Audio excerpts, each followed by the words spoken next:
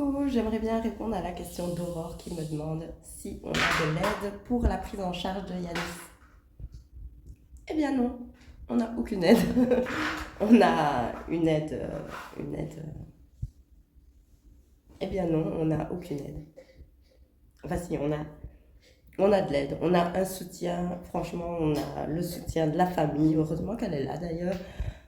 Quand ils peuvent aider, ils aident, ils achètent le matériel, enfin, ils trouvent ce qu'il faut. Je leur dis, j'aurais besoin de ça pour aider Yanis. Ils sont toujours là pour m'aider, donc ça c'est super.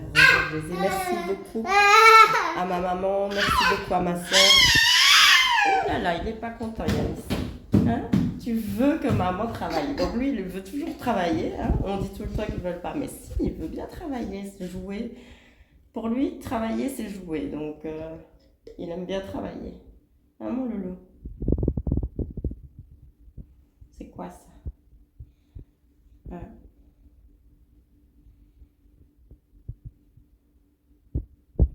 Donc oui, je reçois quand même l'aide de ma famille, heureusement. Maintenant, d'un point de vue structure ici, non, on n'a pas beaucoup d'aide. Donc avant le diagnostic, on n'a rien, j'ai envie de dire.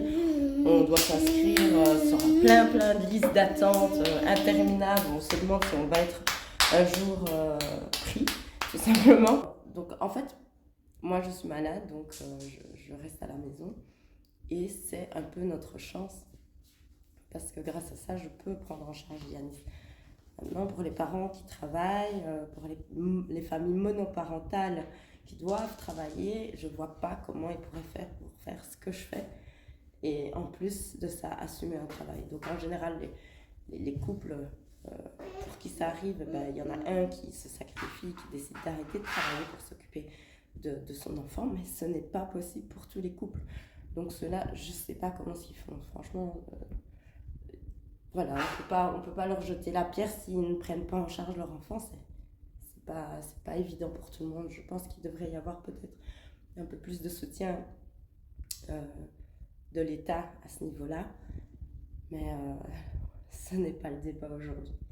Donc ici en Belgique, les centres sont surtout adaptés pour les autistes lourds.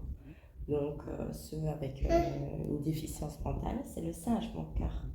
Il est là, il me demande toujours les animaux. Ah mon lolo. Donc par rapport aux autistes qui n'ont pas besoin d'aller dans les centres là, l'aide devient assez difficile. On n'a pas d'ABS comme en France qui peuvent assister l'enfant dans le parcours scolaire tout au long de la journée, etc. Nous, si jamais on a besoin d'une aide à l'école, oui mon cœur, tu veux quoi mon bébé? Hein? C'est le singe. Mais oui, c'est le singe. Tu fais bien le singe mon cœur. Hein? Et ça c'est la tortue. Donc si jamais on a besoin d'une aide pour l'école, on est obligé de demander à des bénévoles. J'ai vu que ça se faisait dans la région. Après cela, ma plus grande aide, ça a été évidemment Internet. Les petites vidéos que je recherche qui parlent de l'autisme, d'ABA, de PEX, de tout. Et voilà, c'est un peu ma Bible pour le moment. Mon bilan logopédique. Mes infos sur Internet, et c'est comme ça que j'avance petit à petit et ça marche. Donc, on continue. Ah oui, depuis le raton laveur et le renard, il ne lâche plus. Hein. C'est quoi ça? Bravo, raton laveur.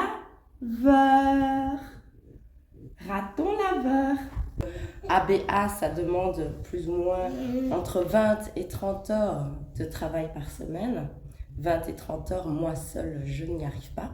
Maintenant, je vais essayer de m'organiser pour essayer justement que les exercices se fassent au maximum dans des activités de la vie quotidienne pour augmenter au maximum le nombre d'heures.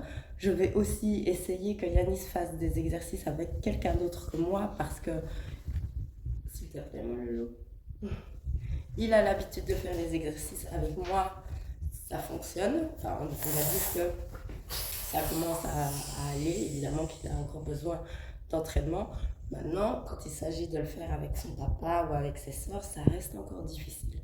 Donc, avant d'aller demander à une personne extérieure, de risquer de le frustrer justement parce qu'il n'est plus dans sa bulle de confort et donc forcément l'exercice risque d'être moins, enfin, en tout cas de moins donné et d'être moins productif.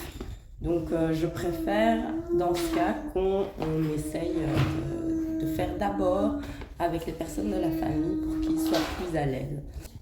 Maintenant, pour m'aider, j'ai quand même son bilan logopédique et dedans, j'ai toutes les aptitudes à retravailler avec lui. Et normalement, vous êtes censé voir cela dans les jours à venir. Hein, mon loulou? Alors, on se dit à bientôt. À bientôt. Non, pas à bientôt. Bon, ben, à bientôt.